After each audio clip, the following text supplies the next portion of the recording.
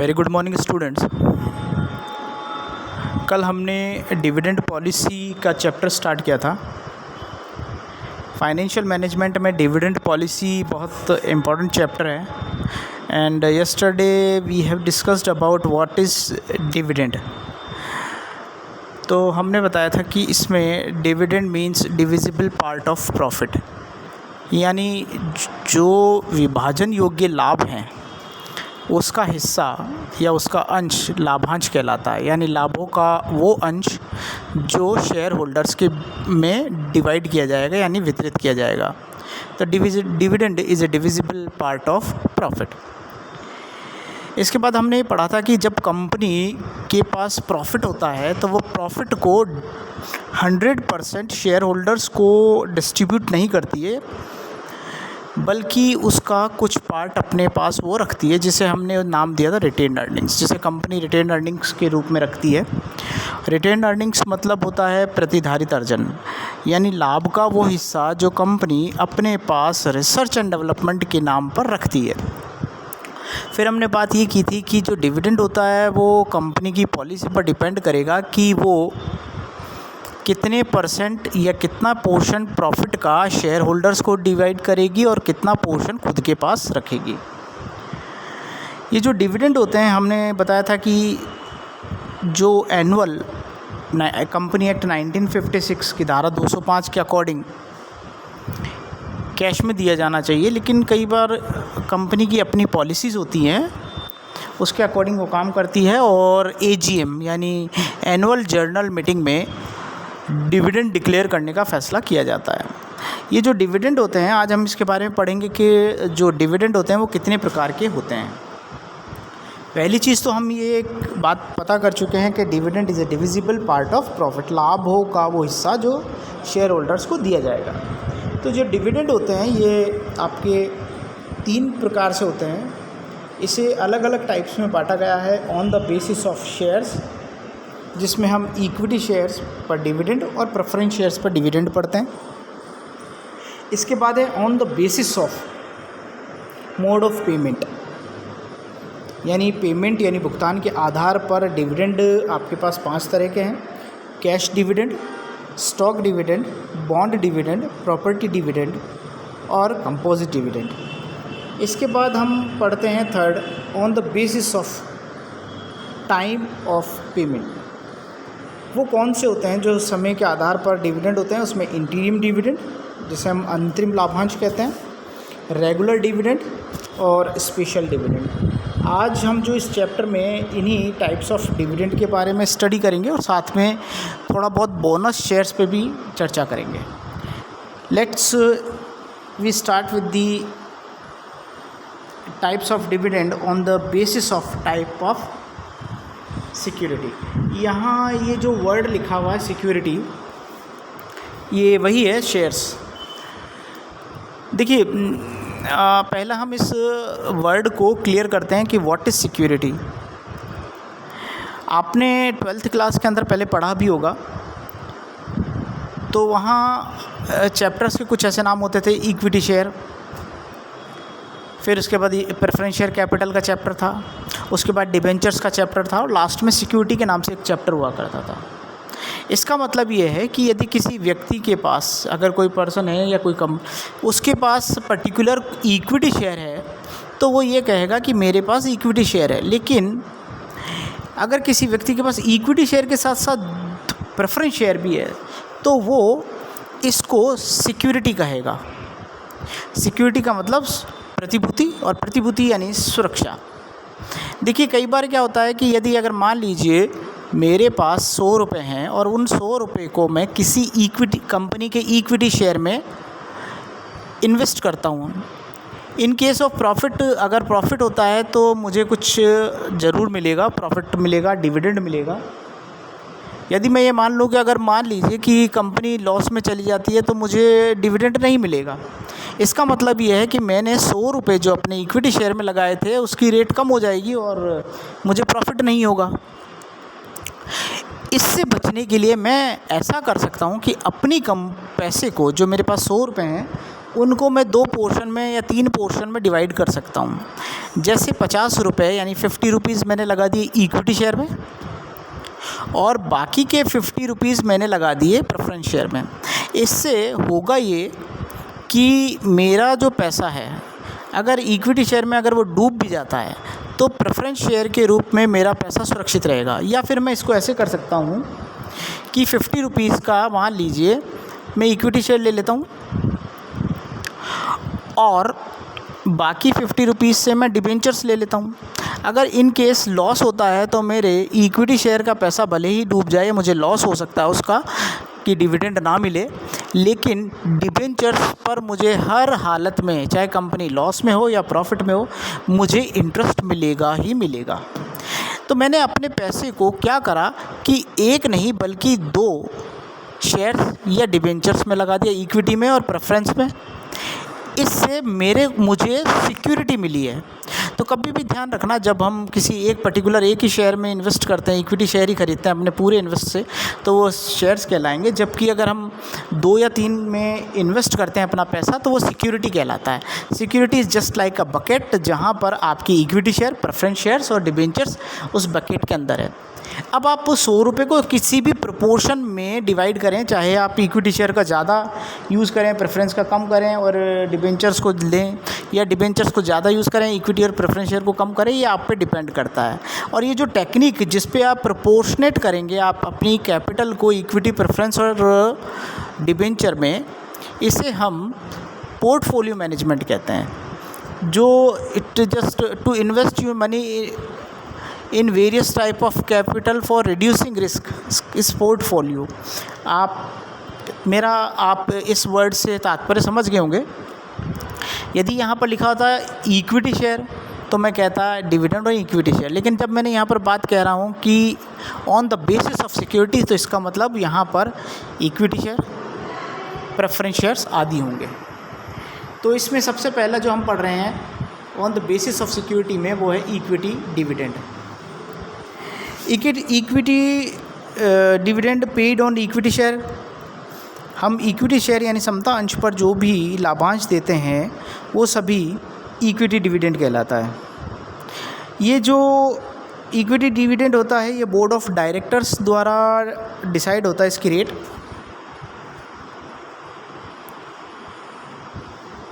और ये rate of dividend जो होता है ये फिक्स्ड नहीं होता है।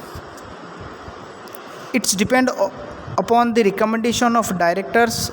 ये डायरेक्टर्स की रिकमेंडेशन पर डिपेंड करता है, which in term depends upon the profit. और ये डायरेक्टर भी तभी, जब प्रॉफिट की कंडीशन होती है तभी ये डिक्लेयर करते हैं। और फ्यूचर रिक्वायरमेंट ऑफ फंड्स, भविष्य में फ्यूचर रिक्वायरमेंट को ध्यान में रखते हुए इक्विटी शेयर पर डिविडेंड दिया जाता है। अब हम बात कर रहे हैं प्रेफरेंस शेयर्स डिविडेंड की। Preference shares dividend is the dividend paid on preference share holders paid to the preference shareholder. The preference dividend is paid predetermined rate. पूर्वाधिकार लाभांश पूर्व में ही निर्धारित हो जाता है। जैसे आप 6% है, 9% है, तो इस पे पहले से ही ये लाभांश डिसाइड होता है।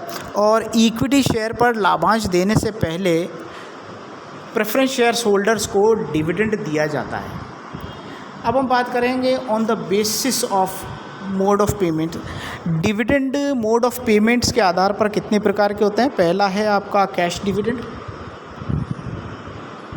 देखिए, मैं पहले ही आपको कह चुका हूँ कि कैश डिविडेंड जो होता है, as per under section 205 of company act 1956, the Indian companies can distribute dividend only in form of cash और बोनस शेयर्स। कैश और बोनस शेयर्स में कंपनी ही दे सकती है, लेकिन कोई कंडीशंस होती हैं। मैं 3 कंडीशंस पिछले वाले लेक्चर में बता चुका हूँ। उसको छोड़कर कैश में ही डिविडेंड दिया जाता है। जब लाभांश नकद में दिया जाता है तो उसे कैश डिविडेंड कहा जाता है। Stock dividend.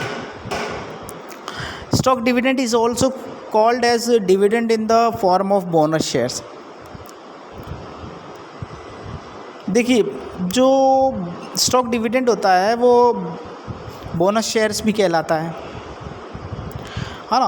और बोनस शेयर जो होता है वो कैश डिविडेंड के स्थान पर किया जाता है, क्योंकि कंपनी को कई बार ऐसा लगता है कि वो कैश नहीं दे पाएगी, या हो सकता है कि इन फ्यूचर कंपनी को लिक्विडिटी के रूप में कैश की ज़रूरत हो। तो इस कंडीशन में कंपनी अपने पास कैश को रखकर शेयर होल्डर्स को बोनस इशू कर देती है। अब जैसे किसी के पास 10 बोनस है, उसको एक बोनस और इशू कर दे, तो उसको जो फ़ायदा होगा वो ये होगा कि उसके पास 10 से ज़्यादा 11 शेयर्स हो जाएंगे। और यहाँ कंपनी को ये फ़ायदा होगा कि उसको कैश नहीं देना पड़ा। तीसरा होता है बॉन्ड डिविडेंड।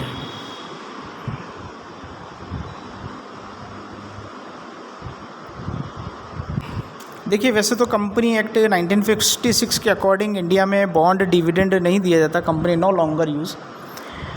बट मान लीजिए कि कैश भी नहीं है और बोनस शेयर्स भी नहीं दिए जाते हैं, तब ज़रूर बॉन्ड डिविडेंड यानी बॉन्ड लाभांश दिया जा सकता है। इसमें कंपनी शेयर होल्डर्स या डिबेंचर को एक बॉन्ड देती है और ये कहती है कि जो लाभांश है उसका भुगतान फ्यूचर में कर दिया जाएगा। इससे कंपनी की लिक्विडिटी पोजीशन भी बनी रहती है और जो शेयर होल्डर्स होते हैं उनको विश्वास भी रहता है कि उन्हें उनका पैसा विद इंटरेस्ट लाभांश आगे मिल जाएगा। That is bond. Property dividend नाम से ही पता चल जाता है, व्हेन कंपनी पे dividend to its shareholder in the form of assets in addition to called as property dividend। Company कई बार अपने शेयर होल्डर्स को प्रॉपर्टी भी डिविडेंड के रूप में देती है। इसे डिविडेंड इन काइंड भी कहा जाता है। कई बार कंपनी इतनी दयालु हो जाती है और अच्छा मैनेजमेंट होता है तो कंपनी अपने शेयर होल्डर्स को डिविडेंड कैश वगैरह में ना देकर उन्हें एसेट्स के रूप में देती है।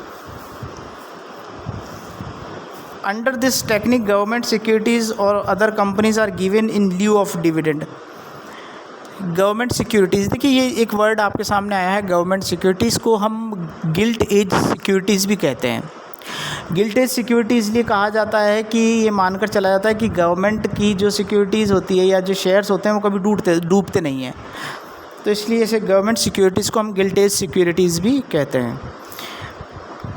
अच्छा, ये एक बात और है, property it is not comfortable for share holder in India. This techniques is not used as company act does not permit companies for such. इस तरह की जो डिविडेंड जो पॉलिसी है प्रॉपर्टी डिविडेंड, वो इंडिया में वैसे ज़्यादा पॉपुलर नहीं है। नेक्स्ट है composite dividend.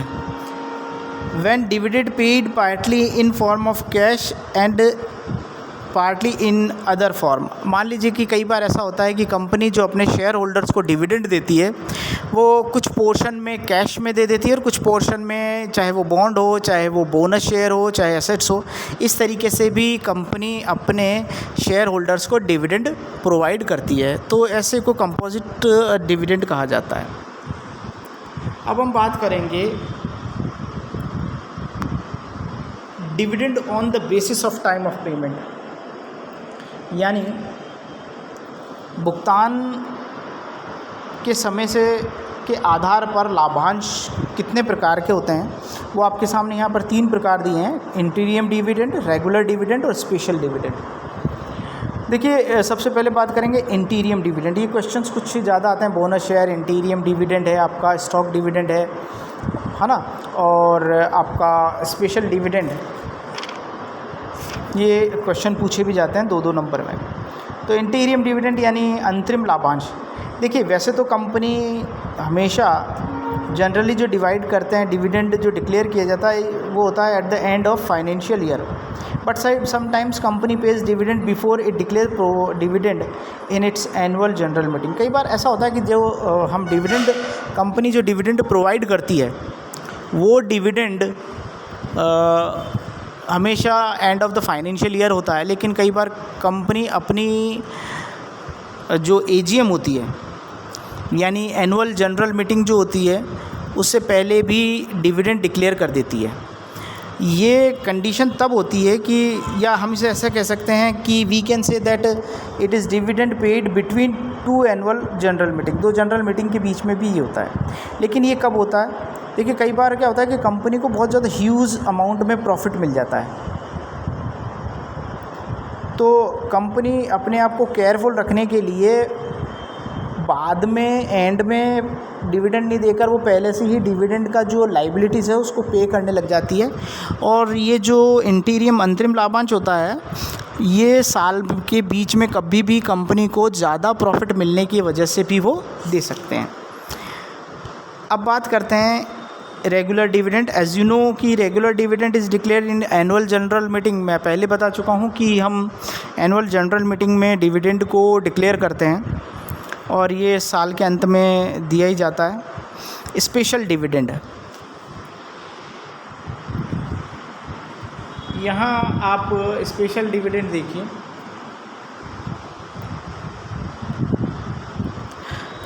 Special dividend, a sound dividend policy should be formed in such a way that rate of dividend should not be changed frequently year two year. Rate of dividend should be static. जब लाभांश की दर स्थिर होती है